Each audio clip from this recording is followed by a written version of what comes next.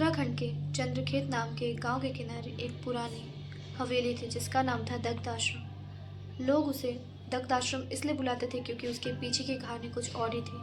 100 साल पहले इस दग्ध आश्रम में एक ब्राह्मण रहते थे जिसने राक्षसी विद्या का उपयोग किया था और इसके श्राप के तौर पे उन्हें ये सज़ा मिली कि वो एक ब्रह्म राक्षस में बदल गए। लोगों ने और पंडितों ने बहुत ही ज़्यादा मंत्र का जाप किया, उपयोग किया और इन्हें मंत्र के धागों में बांधा, जो कि आज भी कैद है। लेकिन अब जब 100 साल बीत चुके हैं तो लोग इस कहानी पर विश्वास नहीं करते, जो कि सच्ची कहानी है।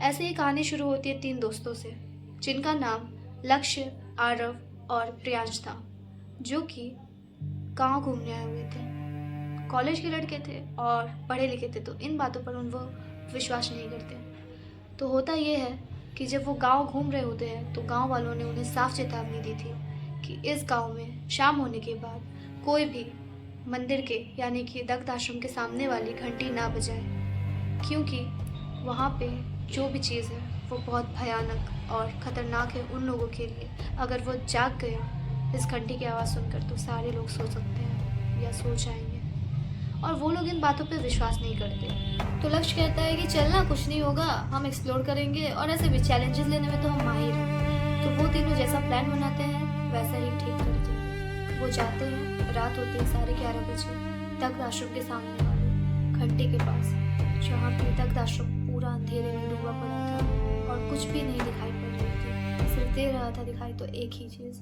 वो घंटी और सिर्फ गाड़ी रहा। और दग्ध आश्रम के सामने पहुंचने के बाद सबसे पहले लक्ष्य कहता है कि देख देख देख घंटी। वो जाता है उसके पास और बोलता है कि हाँ, गांव वाले इससे डरते हैं, कुछ नहीं होता, मैं इसको बजा के दिखाता हूँ। घंटी बजा देता है और जैसे ही टन से आवाज़ आती है, पूरी दग्ध आश्रम और पूरी पहाड़ी गूंज जाती है, मानो जैसे सब सुन्न हो गया हो। और थोड़े ही देर बाद कुछ ऐसी भारी आवाज़ आती है कि वो तीनों ही चौंक जाते हैं। दग्ध आश्रम के अंदर से एक आवाज़ आती है, किसने मेरे मंत्र को जगाया। तीनों एक दूसरे को देखने लग जाते हैं, तीनों का चेहरा पीला पड़ जाता है। अब वो सोच रहे हैं कि हम तीनों के अलावा यहाँ तो कोई है भी नहीं, तो फिर किसने आवाज़ दी हमें।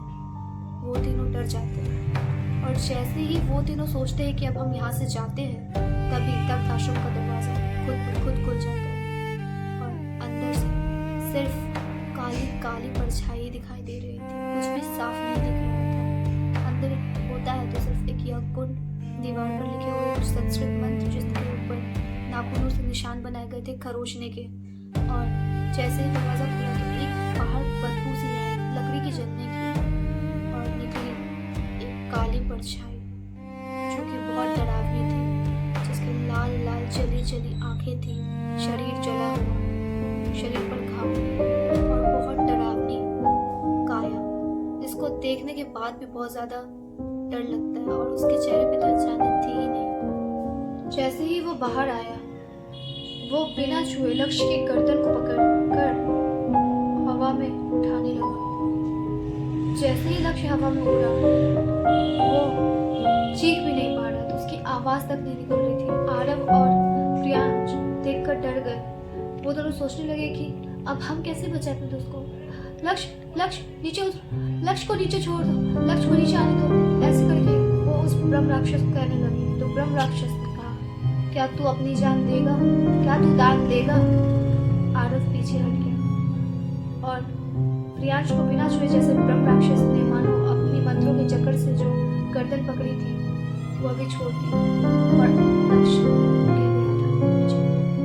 उसकी सांस ब्रह्म राक्षस ने खींच ली थी और प्रियांश और आरव अपने दोस्त को नीचे मरा देखकर रोते हुए भागने लगे, क्योंकि अब उनको पता था कि लक्ष्य को बचाने का कोई रास्ता नहीं है, क्योंकि वो जान दे चुका है, ब्रह्म राक्षस को दान दे चुका है। और वो भागते भागते आरव को कहता है, प्रियांश भाग भाग आरव भाग। आरव बोलता है, मैं तुझे छोड़कर नहीं जाऊंगा प्रियांश, मैं तुझे छोड़कर नहीं जा सकता, तू मेरा दोस्त है, मैं तुझे छोड़कर नहीं जा सकता।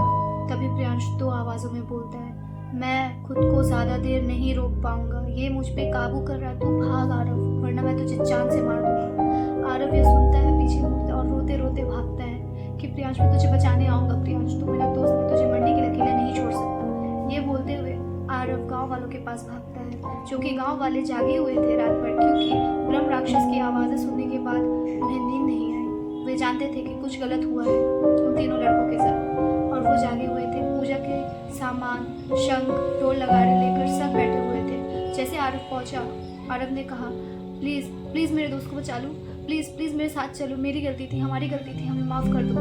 मैंने ही कहा था कि हम जाते हैं, एक्सप्लोर करते हैं सारी चीज़ें। गांव वालों ने डरते हुए कहा कि ठीक है चलो, हम जाएंगे तुम्हारे साथ। वे जाते हैं आरव के साथ, और जाते हैं तो देखते हैं कि प्रियांश गायब है। वो हर जगह ढूंढते हैं, ढोल नगाड़े बजाते हैं, पूरी रात उसे ढूंढते हैं, मगर कोई फायदा नहीं था, क्योंकि प्रियांश नहीं मिला। हर जगह प्रियांश को ढूंढा गया, लेकिन प्रियांश कहीं नहीं मिला।